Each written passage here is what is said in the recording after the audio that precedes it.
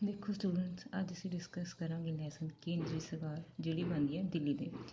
ਦੇਖੋ, ਸੰਵਿਧਾਨ ਅਧੀਨ ਭਾਰਤ ਵਿੱਚ ਸੰਸਦੀ ਲੋਕਤੰਤਰ ਸ਼ਾਸਨ ਪ੍ਰਣਾਲੀ ਦੀ ਸਥਾਪਨਾ ਕੀਤੀ ਗਈ ਹੈ। ਇਟ ਮੀਨਸ ਸਾਡੇ ਦੇਸ਼ ਵਿੱਚ 5 ਸਾਲ ਬਾਅਦ ਇਲੈਕਸ਼ਨ ਹੁੰਦੇ ਆ, ਜਿਹਦੇ ਦੁਆਰਾ ਅਸੀਂ ਆਪਣੀ ਸਰਕਾਰ ਚੁਣਦੇ ਹਾਂ। ਭਾਰਤ ਦੀ ਕੇਂਦਰੀ ਸਰਕਾਰ ਦੇ 3 ਮੁੱਖ ਅੰਗ ਹਨ। ਪਹਿਲਾ ਵਿਧਾਨ ਪਾਲਿਕਾ, ਇਹਦੇ ਅੰਡਰ ਆਉਂਦਾ ਲੋਕ ਸਭਾ ਤੇ ਰਾਜ ਸਭਾ। ਦੂਜਾ ਹੁੰਦਾ ਕਾਰਜਪਾਲਿਕਾ, ਇਹਦੇ ਅੰਦਰ ਰਾਸ਼ਟਰਪਤੀ, ਪ੍ਰਧਾਨ ਮੰਤਰੀ ਦੇ ਨਾਲ ਦਾ ਮੰਤਰੀ ਪਰਿਸ਼ਦ। ਨਿਆਂਪਾਲਿਕਾ ਦੇ ਅੰਡਰ ਆਉਂਦਾ ਸੁਪਰੀਮ ਕੋਰਟ। ਭਾਰਤ ਵਿੱਚ ਮੰਤਰੀ ਪਰਿਸ਼ਦ, ਕਾਰਜਪਾਲਿਕਾ ਲੋਕ ਸਭਾ ਪ੍ਰਤੀ ਆਪਣੀ ਨੀਤੀਆਂ, ਕੰਮਾਂ ਅਤੇ ਕਾਰਜਕ੍ਰਮਾਂ ਲਈ ਜ਼ਿੰਮੇਵਾਰ ਹੈ। ਜਿਹੜੀ ਮੰਤਰੀ ਪਰਿਸ਼ਦ ਹੁੰਦੀ ਹੈ ਉਹਨੂੰ ਕਾਰਜਪਾਲਿਕਾ ਕਿਹਾ ਜਾਂਦਾ। ਇਹ ਸੀ ਲੋਕ ਸਭਾ ਦੇ ਵਿੱਚ ਜਾਂ ਦੇਸ਼ ਵਿੱਚ ਜਿਹੜੀਆਂ ਵੀ ਨੀਤੀਆਂ ਬਣਾਈਆਂ ਜਾਂਦੀਆਂ ਹਨ ਉਹਨਾਂ ਦਾ ਜਵਾਬ ਕਾਰਜਪਾਲਿਕਾ ਨੂੰ ਦੇਣਾ ਪੈਂਦਾ। ਦੇਸ਼ ਦਾ ਪ੍ਰਧਾਨ ਰਾਸ਼ਟਰਪਤੀ ਦੇਸ਼ ਦਾ ਨਾਮ ਮਾਤਰ ਕਾਰਜਪਾਲਿਕਾ ਮੁਖੀ ਹੈ। ਜਿਹੜਾ ਸਾਡੇ ਦੇਸ਼ ਦਾ ਪ੍ਰਧਾਨ ਕਿਹਾ ਜਾਂਦਾ ਰਾਸ਼ਟਰਪਤੀ, ਉਹਦੇ ਕੋਲ ਕੋਈ ਸ਼ਕਤੀਆਂ ਨਹੀਂ ਹੁੰਦਾ, ਉਹ ਸਿਰਫ ਨਾਂ ਦਾ ਪ੍ਰਧਾਨ ਹੁੰਦਾ। ਪਰੰਤੂ ਅਸਲੀ ਕਾਰਜਪਾਲਿਕਾ ਸ਼ਕਤੀਆਂ ਪ੍ਰਧਾਨ ਮੰਤਰੀ ਸਹਿਤ ਮੰਤਰੀ ਪਰਿਸ਼ਦ ਪਾਸ ਹੁੰਦੀਆਂ ਹਨ। ਦੇਸ਼ ਨੂੰ ਚਲਾਉਣ ਦੀਆਂ ਅਸਲੀਆਂ ਸ਼ਕਤੀਆਂ ਪ੍ਰਧਾਨ ਮੰਤਰੀ ਅਤੇ ਮੰਤਰੀ ਪਰਿਸ਼ਦ ਕੋਲ ਹੁੰਦੀਆਂ ਨੇ। ਅਸੀਂ ਇਸ ਅਧਿਆਇ ਵਿੱਚ ਕੇਂਦਰੀ ਸਰਕਾਰ ਦੇ 3 ਅੰਗਾਂ ਦੀ ਬਣਤਰ ਤੇ ਸ਼ਕਤੀਆਂ ਦਾ ਅਧਿਐਨ ਕਰਾਂਗੇ। ਜੈ ਸ਼੍ਰੀ ਰਾਮ। ਦੇਖੋ, ਇੱਕ ਵਾਰ ਦੁਬਾਰਾ ਦੇਖ ਲਓ। ਸੈਂਟਰਲ ਗੌਰਮੈਂਟ ਦੇ 3 ਅੰਗ ਹੁੰਦੇ ਆ: ਵਿਧਾਨ ਪਾਲਿਕਾ, ਕਾਰਜਪਾਲਿਕਾ, ਨਿਆਂਪਾਲਿਕਾ।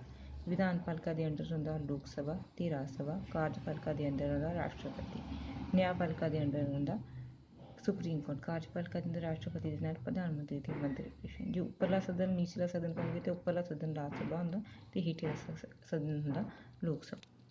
ਹੁਣ ਅਸੀਂ ਗੱਲ ਕਰਾਂਗੇ ਸੰਘੀ ਵਿਧਾਨ ਪਾਲਿਕਾ ਜਾਂ ਸੰਸਦ ਦੀ। 2 ਸਦਨ ਹੁੰਦੇ ਆ ਇਹਦੇ। ਦੇਖੋ, ਭਾਰਤੀ ਸੰਸਦ ਦੇ 2 ਸਦਨ ਹਨ, ਲੋਕ ਸਭਾ ਤੇ ਰਾਜ ਸਦਨ। ਆ ਉੱਪਰਲਾ ਲੋਕ ਸਭਾ ਦਾ ਨੀਚਲਾ। ਲੋਕ ਸਭਾ ਨੂੰ ਹੇਠਲਾ ਤੇ ਰਾਜ ਸਭਾ ਨੂੰ ਉੱਪਰਲਾ ਸਦਨ ਕਿਹਾ ਜਾਂਦਾ ਹੈ। ਪਹਿਲਾਂ ਅਸੀਂ ਲੋਕ ਸਭਾ ਦਾ ਮੈਂਬਰ ਬਣਨ ਲਈ ਸਾਨੂੰ ਕਿਹੜੀਆਂ ਸ਼ਰਤਾਂ ਪੂਰੀਆਂ ਕਰਨੀਆਂ ਪੈਂਦੀਆਂ ਨੇ। ਦੇਖੋ, ਸਭ ਤੋਂ ਪਹਿਲਾਂ ਲੋਕ ਸਭਾ ਦਾ ਮੈਂਬਰ ਬਣਨ ਲਈ ਸਾਨੂੰ ਭਾਰਤ ਦਾ ਨਾਗਰਿਕ ਹੋਣਾ ਜ਼ਰੂਰੀ ਹੈ। ਸਾਡੀ ਜਿਹੜੀ ਏਜ ਆ 25 ਸਾਲ ਤੋਂ ਵੱਧ ਨਹੀਂ ਹੋਣੀ ਚਾਹੀਦੀ। ਅਸੀਂ ਕਿਸੇ ਸਰਕਾਰੀ ਅਹੁਦੇ 'ਤੇ ਨਹੀਂ ਲੱਗੇ ਹੋਣੇ ਚਾਹੀਦੇ। ਨਾਗਰਿਕਤਾ ਤੋਂ ਵਾਂਝਾ ਨਾ ਕੀਤਾ ਗਿਆ, ਮਤਲਬ ਕਿ ਕਿਸੇ ਵੀ ਨਾਗਰਿਕ ਨੂੰ ਦੇਸ਼ ਤੋਂ ਬਾਹਰ ਨਾ ਕੱਢਿਆ ਗਿਆ ਹੋਵੇ। ਪਾਗਲ ਜਾਂ ਦਿਵਾਲੀਆ ਨਾ ਹੋਵੇ ਜਾਂ ਅਦਾਲਤ ਦੁਆਰਾ ਇਸ ਪਦਵੀ ਲਈ ਅਯੋਗ ਕਰਾਰ ਨਾ ਹੋਇਆ ਹੋਵੇ। ਮਤਲਬ ਕਿ ਉਹ ਜਿਹੜਾ ਪਰਸਨ ਇਲੈਕਸ਼ਨ 'ਚ ਖੜਾ ਹੋਣ ਲੱਗੇ ਨਾ ਤਾਂ ਉਹ ਪਾਗਲ ਹੋਵੇ, ਨਾ ਤਾਂ ਪੂਰੀ ਤਰ੍ਹਾਂ ਬੈਂਕਰਪਟ ਹੋਵੇ। ਇਟ ਮੀਨਸ ਕਿ ਉਹਦੇ ਕੋਲ ਬਿਲਕੁਲ ਪੈਸੇ ਨਾ ਹੋਣ। ਜਾਂ ਅਦਾਲਤ ਦੁਆਰਾ ਇਸ ਪਦਵੀ ਲਈ ਅਯੋਗ ਕਰਾਰ ਦਿੱਤਾ ਗਿਆ, ਜਾਂ ਅਦਾਲਤ ਨੇ ਉਹਨੂੰ ਕੋਈ ਚੋਣ ਲੜਨ ਦਾ ਅਧਿਕਾਰ ਉਹ ਤੋਂ ਖੋਇਆ ਹੋਵੇ।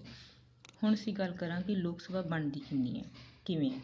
ਲੋਕ ਸਭਾ ਦੇ ਵੱਧ ਤੋਂ ਵੱਧ 550 ਮੈਂਬਰ ਹੋ ਸਕਦੇ ਆ। ਪਹਿਲਾਂ ਇਹ ਡਿਸਾਈਡ ਕੀਤਾ ਗਿਆ ਸੀ, ਲੇਕਿਨ 1973 ਦੇ ਵਿੱਚ ਜਦੋਂ 31ਵਾਂ ਸੁਧਾਰ ਕੀਤਾ ਗਿਆ ਸੰਵਿਧਾਨ ਵਿੱਚ, ਸੋਧ ਕਹਿੰਦੇ ਆ ਸੁਧਾਰ, ਸੰਵਿਧਾਨ ਵਿੱਚ ਸੋਧ ਕੀਤਾ ਗਿਆ 31ਵਾਂ, ਤਾਂ ਉਹਦੇ ਅਨੁਸਾਰ ਇਹਨਾਂ ਦੀ ਸੰਖਿਆ ਘਟਾ ਕੇ 545 ਕਰ ਦਿੱਤੀ ਹੈ। ਤੁਹਾਨੂੰ ਕੁਐਸਚਨ ਆ ਸਕਦਾ ਲੋਕ ਸਭਾ ਦੇ ਮੈਂਬਰਾਂ ਦੀ ਸੰਖਿਆ ਕਿੰਨੀ ਹੁੰਦੀ ਹੈ, ਤਾਂ ਅਸੀਂ ਲਿਖਾਂਗੇ 545। ਹੁਣ ਇਹਦੇ ਵਿੱਚੋਂ ਅਲੱਗ-ਅਲੱਗ ਹੁੰਦੇ ਆ। ਜਿਹੜੇ ਵਿੱਚ 530 ਮੈਂਬਰ ਹੁੰਦੇ ਆ ਉਹ ਅਸੀਂ ਚੁਣ ਸਕਦੇ ਆ ਰਾਜਾਂ ਦੇ ਵਿੱਚੋਂ, ਠੀਕ।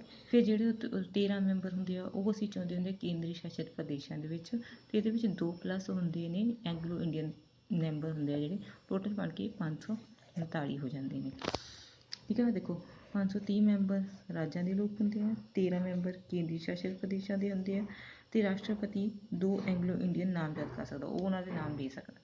ਅਗਲਾ ਕੁਐਸਚਨ ਇਹਦੇ ਵਿੱਚ ਆ ਸਕਦਾ ਲੋਕ ਸਭਾ ਦਾ ਕਾਰਜਕਾਲ ਕਿੰਨਾ ਹੁੰਦਾ ਹੈ, ਤਾਂ 5 ਸਾਲ। ਕਾਰਜਕਾਲ ਇਹਦਾ 5 ਸਾਲ ਹੁੰਦਾ, ਲੇਕਿਨ ਰਾਸ਼ਟਰਪਤੀ ਜਿਹੜਾ ਹੁੰਦਾ ਮੰਤਰੀ ਪਰਿਸ਼ਦ ਤੇ ਸਿਫਾਰਿਸ਼ ਤੇ ਇਹਨੂੰ ਭੰਗ ਵੀ ਕਰ ਸਕਦਾ। ਜੇ ਲੋੜ ਪਵੇ ਤਾਂ ਇਹਨੂੰ 5 ਸਾਲ ਤੋਂ ਪਹਿਲਾਂ ਵੀ ਭੰਗ ਕੀਤਾ ਜਾਂਦਾ, ਮਤਲਬ ਸਰਕਾਰ ਨੂੰ ਤੋੜ ਕੇ ਨਵੀਂ ਸਰਕਾਰ ਬਣਾਈ ਜਾਂਦੀ ਹੈ।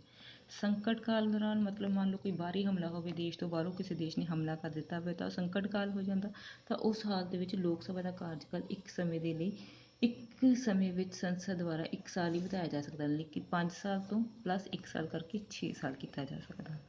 ਲੋਕ ਸਭਾ ਦੀ ਮੈਂਬਰਾਂ ਦੀ ਤਨਖਾਹ ਜਿਹੜੀ ਹੁੰਦੀ ਆ, ਭੱਤੇ, ਸਹੂਲਤਾਂ ਸੰਸਦ ਸਮੇਂ-ਸਮੇਂ 'ਤੇ ਨਿਸ਼ਚਿਤ ਕਰਦੀ ਹੈ। ਮਤਲਬ ਕਿ ਜਿਵੇਂ ਜਿਵੇਂ ਮਹਿੰਗਾਈ ਵੱਧਦੀ ਜਾਂਦੀ ਆ ਉਵੇਂ ਇਹਨਾਂ ਦੀ ਨਵੀਂ ਸੈਲਰੀ ਦਿੱਤੀ ਜਾਂਦੀ ਹੈ। ਲੋਕ ਸਭਾ ਵਿੱਚ ਰਾਜਾਂ ਅਤੇ ਕੇਂਦਰੀ ਖੇਤਰਾਂ ਦੇ ਮੈਂਬਰਾਂ ਦੀ ਸੰਖਿਆ ਵਰਤਮਾਨ ਸਮੇਂ ਵਿੱਚ ਹੇਠ ਲਿਖੇ ਟੇਬਲ ਦੁਆਰਾ ਦਰਸਾਈ ਜਾਂਦੀ ਹੈ। ਮਤਲਬ ਕਿ ਕਿਹੜੇ ਰਾਜ ਵਿੱਚ ਕਿੰਨੇ ਨਾਗਰਿਕ ਚੁਣੇ ਜਾਂਦੇ ਨੇ ਉਹ ਲਿਖਿਆ। ਅਤੇ ਇੱਥੇ ਦੇਖੋ 530 ਮੈਂਬਰ ਚੁਣੇ ਜਾਂਦੇ ਨੇ, ਕੇਂਦਰੀ ਸ਼ਾਸਿਤ ਪ੍ਰਦੇਸ਼ਾਂ ਦੇ ਵਿੱਚੋਂ 13 ਅਤੇ 2 ਹੋ ਗਏ ਐਂਗਲੋ ਇੰਡੀਅਨ ਮੈਂਬਰ। ਲੋਕ ਸਭਾ ਰਾਜਾਂ ਅਤੇ ਕੇਂਦਰੀ ਖੇਤਰਾਂ ਦੇ ਕੁੱਲ ਮੈਂਬਰ ਦੇਖੋ ਗਿਆ 530, 13, 543 +2 ਐਂਗਲੋ ਇੰਡੀਅਨ ਹੋ ਗਏ, ਟੋਟਲ 545। 545 ਲੋਕ ਹੁੰਦੇ ਨੇ, ਅਤੇ ਅੱਜ ਤੱਕ 16 ਵਾਰ ਚੋਣਾਂ ਹੋ ਚੁੱਕੀਆਂ। ਪਹਿਲੀ ਵਾਰ 1952 ਵਿੱਚ ਆਈ ਸੀ। ਤੁਹਾਨੂੰ ਕੁਐਸਚਨ ਵੀ ਆ ਜਾਣਾ ਜੇ ਤੁਹਾਨੂੰ ਕੋਈ, ਠੀਕ, ਇਹ ਕੁਐਸਚਨ ਆਊਗਾ। ਫਿਰ ਹੁਣ ਅਸੀਂ ਦੇਖਦੇ ਹਾਂ ਸਪੀਕਰ। ਲੋਕ ਸਭਾ ਵਿੱਚ ਸਪੀਕਰ ਕਿਵੇਂ ਚੁਣਿਆ ਜਾਂਦਾ। ਚੋਣਾਂ ਤੋਂ ਬਾਅਦ ਜਿਹੜੇ ਲੋਕ ਸਭਾ ਦੇ ਮੈਂਬਰ ਹੁੰਦੇ ਆ ਆਪਣੇ ਵਿੱਚ ਹੀ ਇੱਕ ਮੈਂਬਰ ਨੂੰ ਸਪੀਕਰ ਅਤੇ ਡਿਪਟੀ ਸਪੀਕਰ ਜਿਹੜੇ ਲੋਕ ਸਭਾ ਦੇ ਮੈਂਬਰ ਹੁੰਦੇ ਆ ਆਪਣੇ ਵਿੱਚੋਂ ਹੀ ਸਪੀਕਰ ਅਤੇ ਡਿਪਟੀ ਸਪੀਕਰ ਦੀ ਚੋਣ ਕਰਦੇ ਹਨ। ਠੀਕ, ਸੋ ਸਪੀਕਰ ਕੀ ਕਰਦਾ, ਜਿਹੜੇ ਲੋਕ ਸਭਾ ਦੀਆਂ ਬੈਠਕਾਂ ਹੁੰਦੀਆਂ ਉਹਨਾਂ ਦੀ ਪ੍ਰਧਾਨਗੀ ਕਰਦਾ ਅਤੇ ਜਦੋਂ ਵੀ ਸਦਨ 'ਚ ਕੋਈ ਵੀ ਕਾਰਵਾਈ ਹੁੰਦੀ ਹੈ ਤਾਂ ਇਹ ਉਹਨੂੰ ਸੰਚਾਲਨ ਕਰਦਾ, ਜਿਹੜਾ ਲੀਡ ਕਰਦਾ। ਸਾਰੇ ਮੈਂਬਰ ਜਿਹੜੇ ਸੰਸਦ ਦੇ ਸਾਰੇ ਮੈਂਬਰ ਹੁੰਦੇ ਲੋਕ ਸਭਾ ਦੇ, ਉਹ ਸਪੀਕਰ ਦੇ ਆਗਿਆ ਦੀ ਪਾਲਣ ਕਰਦੇ ਨੇ। ਜਿਹੜਾ ਸਪੀਕਰ ਹੁੰਦਾ ਉਹ ਆਮ ਤੌਰ 'ਤੇ ਉਸ ਪਾਰਟੀ ਦਾ ਮੈਂਬਰ ਹੁੰਦਾ ਜਿਹਦੀ ਸਰਕਾਰ ਹੋਵੇ, ਜਿਹੜਾ ਚੋਣਾਂ ਦੇ ਵਿੱਚ ਜਿੱਤਿਆ ਹੋਵੇ। ਪਰ ਜਦੋਂ ਉਹ ਇੱਕ ਵਾਰ ਸਪੀਕਰ ਬਣ ਜਾਂਦਾ ਤਾਂ ਉਹ ਹਮੇਸ਼ਾ ਇਹ ਕੋਸ਼ਿਸ਼ ਕਰਦਾ ਹੁੰਦਾ ਵੀ ਉਹ ਕਾਰਵਾਈ ਵਿੱਚ ਨਿਰਪੱਖਤਾ ਰੱਖੇ, ਮਤਲਬ ਕਿਸੇ ਨਾਲ ਭੇਦਭਾਵ ਨਾ ਕਰੇ, ਇਹ ਨਾ ਕਰੇ ਵੀ ਇਹ ਬੰਦਾ ਮੇਰੀ ਪਾਰਟੀ ਦਾ ਅਤੇ ਇਹ ਮੈਂਬਰ ਕਿਸੇ ਹੋਰ ਪਾਰਟੀ ਦਾ। ਉਹ ਨਿਰਪੱਖ ਹੋ ਕੇ ਆਪਣਾ ਕੰਮ ਕਰਦਾ। ਫਿਰ ਸੰਸਦ ਦੇ ਹਰੇਕ ਮੈਂਬਰ ਨੂੰ ਸੰਸਦ ਦੇ ਸੈਸ਼ਨ ਸਮੇਂ ਬੋਲਣ ਲਈ ਸਪੀਕਰ ਦੀ ਆਗਿਆ ਲੈਣੀ ਪੈਂਦੀ ਹੈ। ਜਿਹੜੇ ਵੀ ਮੈਂਬਰ ਹੁੰਦੇ ਇਹ ਤਾਂ ਨਹੀਂ ਹੁੰਦਾ ਵੀ ਸਾਰੇ ਉੱਠ ਕੇ ਬੋਲਣਾ ਸ਼ੁਰੂ ਕਰ ਦੇਣਗੇ, ਪਹਿਲਾਂ ਉਹਨੂੰ ਸਪੀਕਰ ਨੂੰ ਪਰਮਿਸ਼ਨ ਲੈਣੀ ਪੈਂਦੀ ਆ, ਫਿਰ ਹੀ ਉਹ ਉੱਥੇ ਬੋਲ ਸਕਦਾ। ਸੰਸਦ ਦੀ ਕਾਰਵਾਈ ਦਾ ਸੰਚਾਲਨ ਉਸਦੇ ਫੈਸਲੇ ਅਨੁਸਾਰ ਹੀ ਕੀਤਾ ਜਾਂਦਾ ਹੈ। ਸਪੀਕਰ ਦੀ ਗੈਰ ਹਾਜ਼ਰੀ ਵਿੱਚ ਡਿਪਟੀ ਸਪੀਕਰ ਉਸਦੇ ਸਾਰੇ ਕਾਰਜ ਕਰਦਾ ਹੈ। ਮੰਨ ਲਓ ਕਿਸੇ ਦਿਨ ਜਿਹੜਾ ਸਪੀਕਰ ਆ ਉਹ ਨਹੀਂ ਆਇਆ ਤਾਂ ਉਹ ਜਦੋਂ ਗੈਰ ਹਾਜ਼ਰ ਹੋਊਗਾ ਉਹਦੀ ਐਬਸੈਂਸ ਵਿੱਚ ਡਿਪਟੀ ਸਪੀਕਰ ਉਹਦੇ ਕੰਮ ਕਰੂਗਾ। ਅਜਿਹਾ ਕਰਨ ਸਮੇਂ ਡਿਪਟੀ ਸਪੀਕਰ ਨੂੰ ਸਪੀਕਰ ਦੀਆਂ ਸ਼ਕਤੀਆਂ ਪ੍ਰਾਪਤ ਹੁੰਦੀਆਂ ਹਨ। ਇਹ ਸੀ ਲੋਕ ਸਭਾ ਅਤੇ ਹੁਣ ਅਸੀਂ ਗੱਲ ਕਰਾਂਗੇ ਰਾਜ ਸਭਾ ਦੀ। ਜਿਵੇਂ ਤੁਹਾਨੂੰ ਪਹਿਲੇ ਦੱਸਿਆ, ਜਿਹੜਾ ਰਾਜ ਸਭਾ ਹੁੰਦਾ ਸੰਸਦ ਦਾ ਉੱਪਰਲਾ ਜਾਂ ਦੂਜਾ ਸਦਨ ਹੈ, ਉੱਪਰਲਾ ਸਦਨ ਹੁੰਦਾ ਹੈ। ਰਾਜ ਸਭਾ ਦੇ ਮੈਂਬਰ ਰਾਜਾਂ ਅਤੇ ਕੇਂਦਰੀ ਸ਼ਾਸਿਤ ਖੇਤਰਾਂ ਦੀਆਂ ਵਿਧਾਨ ਸਭਾਵਾਂ ਦੇ ਚੁਣੇ ਹੋਏ ਮੈਂਬਰ ਦੁਆਰਾ ਅਨੁਪਾਤਿਕ ਚੋਣ ਪ੍ਰਣਾਲੀ ਰਾਹੀਂ ਚੁਣੇ ਜਾਂਦੇ ਹਨ। ਇਹ ਜਿਹੜੇ ਵਿਧਾਨ ਸਭਾਵਾਂ ਵਿੱਚ ਜਿਹੜੇ ਰਾਜਾਂ ਦੀਆਂ ਵਿਧਾਨ ਸਭਾਵਾਂ ਹੁੰਦੀਆਂ ਉਹਨਾਂ ਦੁਆਰਾ ਚੁਣੇ ਗਏ ਮੈਂਬਰ ਨੇ। ਇਸ ਪ੍ਰਕਾਰ ਰਾਜ ਸਭਾ ਦੇ ਮੈਂਬਰਾਂ ਦੀਆਂ ਚੋਣਾਂ ਅਪ੍ਰਤੱਖ ਢੰਗ ਨਾਲ ਕੀਤੀਆਂ ਜਾਂਦੀਆਂ ਹਨ। ਜਿਵੇਂ ਲੋਕ ਸਭਾ ਦੇ ਮੈਂਬਰ ਚੁਣੇ ਜਾਂਦੇ ਆ, ਇਹ ਉਹਨਾਂ ਅਗਲੇ ਵਿਧਾਨ ਸਭਾ ਦੇ ਮੈਂਬਰਾਂ ਦੁਆਰਾ ਚੁਣੇ ਜਾਂਦੇ, ਇਸ ਕਰਕੇ ਇਹ ਚੋਣਾਂ ਅਪ੍ਰਤੱਖ ਹੁੰਦੀਆਂ, ਡਾਇਰੈਕਟ ਨਹੀਂ ਇਨਡਾਇਰੈਕਟ ਹੁੰਦੀਆਂ ਨੇ। ਅਗਲਾ ਕੁਐਸਚਨ ਆ ਸਕਦਾ ਤੁਹਾਨੂੰ, ਰਾਜ ਸਭਾ ਦੇ ਵੱਧ ਤੋਂ ਵੱਧ ਕਿੰਨੇ ਮੈਂਬਰ ਹੋ ਸਕਦੇ ਹਨ? ਤਾਂ ਕਿੰਨੇ ਹੋ ਸਕਦੇ ਆ? 250 ਮੈਂਬਰ। ਇਹਦੇ ਵਿੱਚੋਂ ਵੀ 238 ਮੈਂਬਰ ਜਿਹੜੇ ਰਾਜਾਂ 'ਚ ਚੁਣੇ ਜਾਂਦੇ ਆ ਅਤੇ ਕੇਂਦਰੀ ਸ਼ਾਸਿਤ ਖੇਤਰਾਂ ਦੀ ਪ੍ਰਤੀਨਿਧਤਾ ਕਰਦੇ ਨੇ। ਠੀਕ ਆ, 238 ਮੈਂਬਰ ਰਾਜਾਂ ਅਤੇ ਕੇਂਦਰੀ ਸ਼ਾਸਿਤ ਪ੍ਰਦੇਸ਼ਾਂ ਵਿੱਚੋਂ ਚੁਣੇ ਜਾਂਦੇ ਨੇ। 12 ਮੈਂਬਰ ਜਿਹੜੇ ਹੁੰਦੇ ਆ ਰਾਸ਼ਟਰਪਤੀ ਦੁਆਰਾ ਨਾਮਜ਼ਦ ਕੀਤੇ ਜਾਂਦੇ, ਜਿਹੜੇ 12 ਮੈਂਬਰਾਂ ਦੇ ਨਾਮ ਰਾਸ਼ਟਰਪਤੀ ਦਿੰਦਾ। ਉਹ ਕਿਸੇ ਵੀ ਆਧਾਰ 'ਤੇ ਦੇ ਸਕਦਾ ਜਿਨ੍ਹਾਂ ਨੇ ਕੀ ਕਰਦਾ, ਰਾਸ਼ਟਰਪਤੀ ਸਦਨ ਦੇ ਲਈ ਉਹਨਾਂ ਲੋਕਾਂ ਨੂੰ ਨਾਮਜ਼ਦ ਕਰਦਾ ਹੈ ਜਿਨ੍ਹਾਂ ਨੇ ਸਾਹਿਤ, ਲਿਟਰੇਚਰ ਵਿੱਚ, ਆਰਟ ਵਿੱਚ ਜਾਂ ਸਮਾਜ ਸੇਵਾ ਦੇ ਖੇਤਰ ਵਿੱਚ ਪ੍ਰਸਿੱਧੀ ਪ੍ਰਾਪਤ ਕੀਤੀ ਹੋਵੇ, ਜਿਹਨੇ ਦੇਸ਼ ਦੀ ਸਨਮਾਨ ਵਿੱਚ ਵਾਧਾ ਕੀਤਾ ਹੋਵੇ, ਇਹੋ ਜਿਹਾ ਕੋਈ ਕੰਮ ਕੀਤਾ ਹੋਵੇ। ਰਾਜ ਸਭਾ ਇੱਕ ਸਥਾਈ ਸਦਨ ਹੈ। ਸਥਾਈ ਸਦਨ ਹੈ, ਹਮੇਸ਼ਾ ਰਹਿੰਦਾ, ਇਹ ਕਦੇ ਭੰਗ ਨਹੀਂ ਹੁੰਦਾ। ਇਸ ਦੇ 1/3 ਮੈਂਬਰ ਹਰ 2 ਸਾਲ ਬਾਅਦ ਰਿਟਾਇਰ ਹੁੰਦੇ ਹੈ। ਮਤਲਬ 250 ਮੈਂਬਰ ਨੇ, ਜਿੰਨੇ ਵੀ ਇਹਨੂੰ ਡਿਵਾਈਡ ਕਰਕੇ 1/3 ਮੈਂਬਰ ਆਉਣਗੇ ਉਹ ਹਰ 2 ਸਾਲਾਂ ਦੇ ਵਿੱਚ ਰਿਟਾਇਰ ਹੋ ਜਾਂਦੇ ਨੇ। ਇਸ ਪ੍ਰਕਾਰ ਰਾਜ ਸਭਾ ਦੇ ਮੈਂਬਰਾਂ ਦਾ ਕਾਰਜਕਾਲ 6 ਸਾਲ ਹੁੰਦਾ ਹੈ। ਲੋਕ ਸਭਾ ਦਾ ਮੈਂ ਤੁਹਾਨੂੰ ਦੱਸਿਆ ਸੀ, ਲੋਕ ਸਭਾ ਦਾ 5 ਸਾਲ ਹੁੰਦਾ, ਰਾਜ ਸਭਾ ਦੇ ਮੈਂਬਰਾਂ ਦਾ 6 ਸਾਲ ਹੁੰਦਾ। ਰਾਜ ਸਭਾ ਦਾ ਮੈਂਬਰ ਬਣਨ ਲਈ ਨਾਗਰਿਕ ਦੀ ਉਮਰ 30 ਸਾਲ ਜਾਂ ਵੱਧ ਹੋਣਾ ਜ਼ਰੂਰੀ ਹੈ।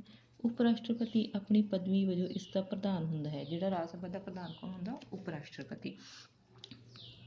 ਇਹ ਚੇਅਰਮੈਨ ਰਾਜ ਸਭਾ ਦੀ ਕਾਰਵਾਈ ਦਾ ਸੰਚਾਲਨ ਕਰਦਾ ਹੈ। ਰਾਜ ਸਭਾ ਆਪਣੇ ਹੀ ਮੈਂਬਰਾਂ ਵਿੱਚੋਂ ਇੱਕ ਨੂੰ ਉਪ ਪ੍ਰਧਾਨ ਚੁਣਦੀ ਹੈ ਜੋ ਚੇਅਰਮੈਨ ਦੀ ਗੈਰ ਹਾਜ਼ਰੀ ਵਿੱਚ ਸਦਨ ਦੀ ਕਾਰਵਾਈ ਦਾ ਸੰਚਾਲਨ ਕਰਦਾ ਹੈ।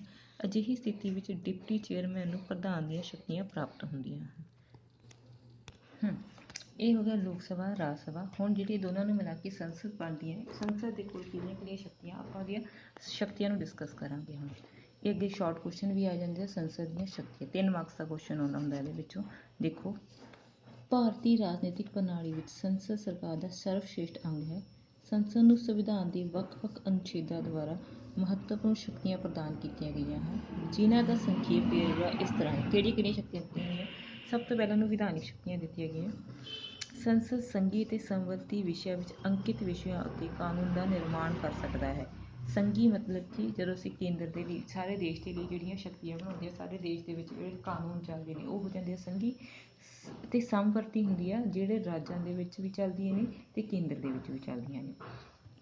ਦੇਖੋ, ਵਿਸ਼ੇਸ਼ ਹਾਲਤਾਂ ਵਿੱਚ ਸੰਵਿਧਾਨ ਅਨੁਸਾਰ ਰਾਜ ਸੂਚੀ ਵਿੱਚ ਅੰਕਿਤ ਵਿਸ਼ਿਆਂ 'ਤੇ ਵੀ ਸੰਸਦ ਕਾਨੂੰਨ ਬਣਾ ਸਕਦੀ ਹੈ। ਸੰਖੇਪ ਵਿੱਚ ਸੰਸਦ ਦੇਸ਼ ਲਈ ਨਵੇਂ ਕਾਨੂੰਨਾਂ ਦਾ ਨਿਰਮਾਣ ਕਰਦੀ ਹੈ। ਨਵੇਂ ਕਾਨੂੰਨ ਸੰਸਦ ਦੁਆਰਾ ਬਣਾਏ ਜਾਂਦੇ। ਜਿਹੜੇ ਪੁਰਾਣੇ ਕਾਨੂੰਨ ਹੁੰਦੇ ਆ ਜਾਂ ਤਾਂ ਉਹਨਾਂ 'ਚ ਸੁਧਾਰ ਕੀਤਾ ਜਾਂਦਾ ਜਾਂ ਉਹਨਾਂ ਨੂੰ ਖਤਮ ਕਰ ਦਿੱਤਾ ਜਾਂਦਾ। ਸਭ ਤੋਂ ਪਹਿਲੀਆਂ ਸ਼ਕਤੀਆਂ ਆ ਜਾਣਗੀਆਂ, ਸੈਕਿੰਡ ਸ਼ਕਤੀਆਂ ਆ ਜਾਂਦੀਆਂ ਨੇ, ਕਾਰਜਪਾਲਿਕਾ ਸ਼ਕਤੀਆਂ, ਕਾਰਜਕਾਰੀ ਸ਼ਕਤੀਆਂ। ਭਾਰਤੀ ਸੰਸਦ ਨੂੰ ਸੰਵਿਧਾਨ ਦੁਆਰਾ ਬਹੁਤ ਸਾਰੀਆਂ ਸ਼ਕਤੀਆਂ ਕਾਰਜਪਾਲਿਕਾ ਨੂੰ ਕਾਰਜਪਾਲਿਕਾ ਸ਼ਕਤੀਆਂ ਮੈਂ ਤੁਹਾਨੂੰ ਪਹਿਲਾਂ ਵੀ ਦੱਸਿਆ। ਕਾਰਜਕਾਰੀ ਸ਼ਕਤੀਆਂ ਦੇਖੋ, ਭਾਰਤੀ ਸੰਸਦ ਨੂੰ ਸੰਵਿਧਾਨ ਦੁਆਰਾ ਬਹੁਤ ਸਾਰੀਆਂ ਸ਼ਕਤੀਆਂ ਕਾਰਜਪਾਲਿਕਾ ਨੂੰ ਨਿਯੰਤਰਣ ਰੱਖਣ ਲਈ ਸੌਂਪੀਆਂ ਗਈਆਂ ਹਨ ਤਾਂ ਕਿ ਕਾਰਜਪਾਲਿਕਾ ਦੇ ਉੱਤੇ ਪ੍ਰਧਾਨ ਮੰਤਰੀ ਤੇ ਮੰਤਰੀ ਪਰਿਸ਼ਦ ਦੇ ਮੈਂਬਰਾਂ ਨੂੰ ਸੰਸਦ ਦਾ ਮੈਂਬਰ ਹੋਣਾ ਜ਼ਰੂਰੀ ਹੈ। ਜਿਹੜੀ ਨੇ ਸਰਕਾਰ ਬਣਾਈ ਹੈ ਪ੍ਰਧਾਨ ਮੰਤਰੀ ਜਾਂ ਮੰਤਰੀ ਪਰਿਸ਼ਦ ਨੇ, ਉਹਨਾਂ ਨੂੰ ਸਭ ਤੋਂ ਪਹਿਲਾਂ ਸੰਸਦ ਦਾ ਮੈਂਬਰ ਹੋਣਾ ਜ਼ਰੂਰੀ ਹੈ। ਤੇ ਜੇ ਕੋਈ ਇਹੋ ਜਿਹਾ ਮੈਂਬਰ ਆ ਜਿਹੜਾ ਹਾਲੇ ਤੱਕ ਸਦਨ ਦਾ ਮੈਂਬਰ ਨਹੀਂ ਆ ਤਾਂ ਉਹਨਾਂ ਨੂੰ 6 ਮਹੀਨਿਆਂ ਦੇ ਵਿੱਚ ਉਹ ਮੈਂਬਰਸ਼ਿਪ ਲੈਣੀ ਪੈਂਦੀ ਹੈ। ਜੇਕਰ ਕੋਈ ਮੰਤਰੀ ਸੰਸਦ ਦੇ ਕਿਸੇ ਸਦਨ ਦਾ ਮੈਂਬਰ ਬਣਨ ਵਿੱਚ ਅਸਮਰੱਥ ਹੈ, ਲੇਕਿਨ ਉਹ ਜਿੰਨੀ ਵੀ ਟਰਾਈ ਕਰ ਲਈ ਲੇਕਿਨ ਨਹੀਂ ਬਣ ਪਾਉਂਦਾ, ਤਾਂ ਉਹਨੂੰ ਆਪਣਾ ਅਸਤੀਫਾ ਦੇਣਾ ਪੈਂਦਾ ਜਾਂ ਤਿਆਗ ਪੱਤਰ ਦੇਣਾ ਪੈਂਦਾ। ਨਾਰਮਲੀ ਕੀ ਹੁੰਦਾ, ਸਧਾਰਨ ਤੌਰ 'ਤੇ ਜਿਹੜਾ ਲੋਕ ਸਭਾ ਦੇ ਵਿੱਚ ਬਹੁਮਤ ਦਾ ਮਤਲਬ ਕਿ ਜਿਹਨੇ ਸਭ ਤੋਂ ਵੱਧ ਇਲੈਕਸ਼ਨਸ ਵਿੱਚ ਜਿੱਤ ਜਾਂਦਾ, ਜਿਹਨੂੰ ਵੱਧ ਸੀਟਾਂ ਮਿਲੀਆਂ ਹੋਣ, ਉਹਦੇ ਜਿਹੜਾ ਨੇਤਾ ਹੁੰਦਾ ਉਸ ਪਾਰਟੀ ਦਾ, ਉਹਨੂੰ ਰਾਸ਼ਟਰਪਤੀ ਦੁਆਰਾ ਪ੍ਰਧਾਨ ਮੰਤਰੀ ਨਿਯੁਕਤ ਕੀਤਾ ਜਾਂਦਾ। ਇਹ ਵੀ ਕੁਐਸਚਨ ਆ ਜਾਂਦਾ ਵੀ ਰਾਸ਼ਟਰਪਤੀ ਪ੍ਰਧਾਨ ਮੰਤਰੀ ਕਿਹਨੂੰ ਨਿਯੁਕਤ ਕਰਦਾ, ਤਾਂ ਲੋਕ ਸਭਾ ਦੇ ਵਿੱਚ ਬਹੁਮਤ ਦਲ ਦੇ ਨੇਤਾ ਨੂੰ ਪ੍ਰਧਾਨ ਮੰਤਰੀ ਨਿਯੁਕਤ ਕੀਤਾ ਜਾਂਦਾ। ਪ੍ਰਧਾਨ ਮੰਤਰੀ ਤੇ ਉਸਦੀ ਮੰਤਰੀ ਪਰਿਸ਼ਦ ਆਪਣੇ ਕਾਰਜਾਂ, ਨੀਤੀਆਂ ਅਤੇ ਫੈਸਲਿਆਂ ਲਈ ਲੋਕ ਸਭਾ ਪ੍ਰਤੀ ਜ਼ਿੰਮੇਵਾਰ ਹੁੰਦੀ ਹੈ। ਉਹ ਜਿਹੜੇ ਵੀ ਆਪਣੇ ਕਾਰਜ ਕਰੂਗੀ ਆਪਣੀ ਸਰਕਾਰੀ ਟਾਈਮ ਦੇ ਦੁਆਰਾ, ਠੀਕ ਹੈ, ਸਰਕਾਰ ਦੇ ਦੌਰਾਨ, ਤਾਂ ਜਿਹੜੇ ਸਾਰੇ ਕੰਮਾਂ ਦੇ ਜ਼ਿੰਮੇਵਾਰ ਹੋਊਗੀ। ਇਸ ਦਾ ਭਾਵ ਹੈ ਕਿ ਲੋਕ ਸਭਾ ਦੁਆਰਾ ਅਵਿਸ਼ਵਾਸ ਦਾ ਮਤਾ ਪਾਸ ਕਰਕੇ ਮੰਤਰੀ ਪਰਿਸ਼ਦ ਨੂੰ ਤਿਆਗ ਪੱਤਰ ਦੇਣਾ ਪੈਂਦਾ ਹੈ। ਮਤਲਬ ਕਿ ਜੇ ਲੋਕ ਸਭਾ ਨੂੰ ਇਹ ਲੱਗੇ ਵੀ ਸਰਕਾਰ ਸੰਵਿਧਾਨ ਦੇ ਅਨੁਸਾਰ ਕੰਮ ਨਹੀਂ ਕਰਦੀ ਪਈ ਅਤੇ ਉਹਦੇ ਮੰਤਰੀ ਸਹੀ ਤਰੀਕੇ ਨਾਲ ਕੰਮ ਨਹੀਂ ਕਰਦੇ, ਤਾਂ ਉਹ ਐਪਲੀਕੇਸ਼ਨ ਦੇਣਗੇ ਜਿਹਦੇ ਵਿੱਚ ਸਾਰੇ ਜਿਹੜੇ ਲੋਕ ਸਭਾ ਦੇ ਮੈਂਬਰ ਸਾਈਨ ਕਰਨਗੇ। ਉਹ ਤੋਂ ਬਾਅਦ